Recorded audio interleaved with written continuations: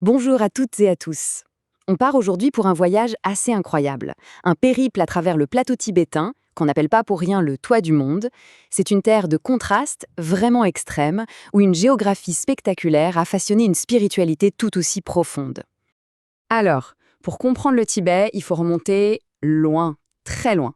Notre histoire, elle commence avec un événement d'une violence, mais absolument inouïe.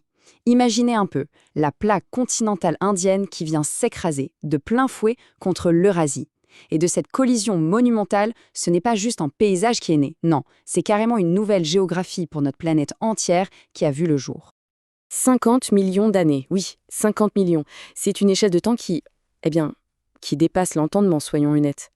L'histoire du Tibet, elle n'est pas écrite dans des livres, elle est gravée dans la roche elle-même. C'est le temps qu'il a fallu pour sculpter le plus haut et le plus vaste plateau de toute la planète. Et forcément, cette géologie si particulière, elle a créé un monde complètement à part.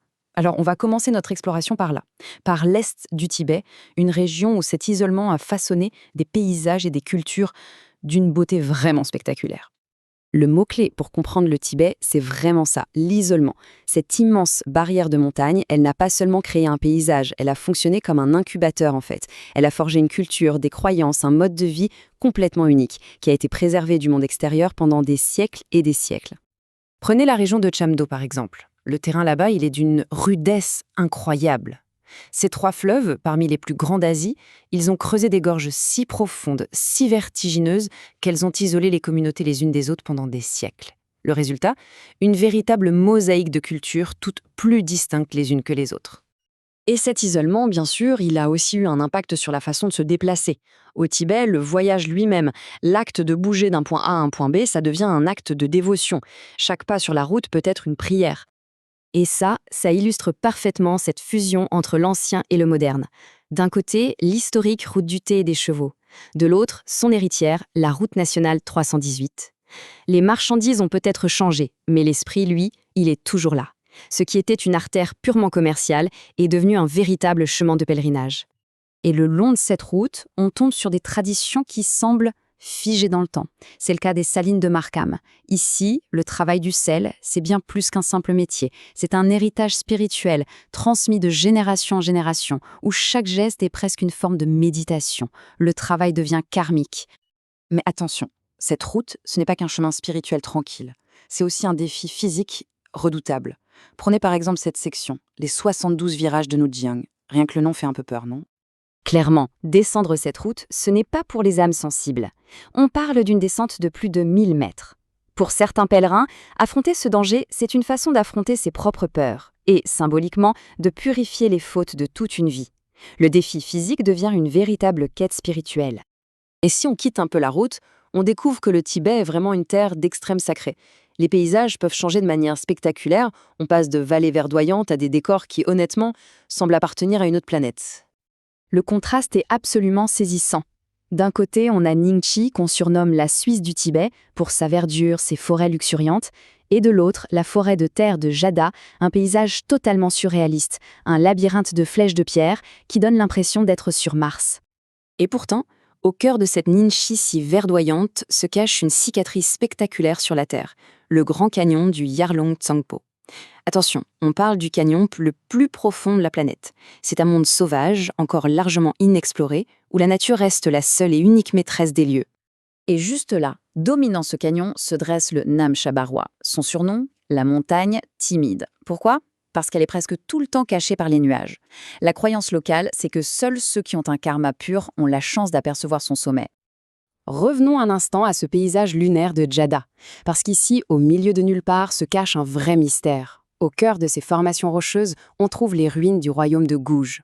C'était une civilisation brillante qui a prospéré pendant 700 ans avant de disparaître comme ça, sans laisser de traces. Leur histoire hante encore ce lieu absolument incroyable. Allez, on continue notre ascension, à la fois physique et spirituelle. Notre voyage nous mène maintenant à son apogée, son sommet, le mont Kailash, une montagne vénérée comme étant le centre même de l'univers. Ce qui rend le Kailash si spécial, ce n'est pas sa hauteur. Ce n'est pas le plus haut sommet du monde, loin de là. Non, ce qui le rend unique, c'est sa forme quasi parfaite de pyramide, et surtout, son universalité. Il est sacré pour 4 grandes religions. C'est ce qui en fait l'axe spirituel de notre planète. Et attention, personne ne gravit le Kailash, ce serait un sacrilège. À la place, les pèlerins accomplissent ce qu'on appelle la Kora. C'est un pèlerinage circulaire tout autour de sa base. Un seul tour, 52 km, est censé purifier les péchés de toute une vie. Imaginez, c'est vraiment l'acte ultime de dévotion, à la fois physique et mentale. Et juste à côté du mont Kailash, on trouve son pendant divin, le lac Manasarovar. Ses eaux sont d'une pureté incroyable et sont considérées comme une source de purification ultime. On dit que toucher cette eau, c'est se laver des fardeaux karmiques, non pas d'une, mais de plusieurs vies passées. Bon, notre périple touche bientôt à sa fin, et il s'achève là où tant de pèlerinages trouvent leur aboutissement, à Lhasa, la capitale culturelle et religieuse du Tibet. L'arrivée à Lhasa, c'est un moment d'une puissance incroyable. Il faut s'imaginer des pèlerins qui parcourent parfois des milliers de kilomètres en se prosternant à chaque pas. Pour eux, arriver ici, ce n'est pas juste la fin d'un voyage, c'est l'accomplissement d'une vie entière de foi. Et quand on arrive à Lhasa, il y a un édifice colossal qui domine tout l'horizon. Pour essayer de saisir son échelle, un chiffre, plus de 1000 pièces. Ce n'est pas un bâtiment, c'est le cœur battant du Tibet. Il s'agit bien sûr du palais du Potala. Et c'est bien plus qu'un simple bâtiment, c'était le centre névralgique du Tibet. Il abritait à la fois le siège du pouvoir temporel, dans le palais blanc, là où les décisions politiques étaient prises, et le cœur spirituel de la nation dans le palais rouge, qui renferme des reliques sacrées. Sa présence imposante qui surplombe la ville, c'est le symbole même de la force et de la résilience de la foi tibétaine. Tout ça nous amène à une question finale. Après avoir traversé des paysages si extrêmes et des lieux de dévotion si intenses, on se demande, sur une terre qui est littéralement façonnée par la croyance, où se termine vraiment le voyage ? Le voyage physique a peut-être une fin, oui, mais le voyage spirituel, lui, il est peut-être infini.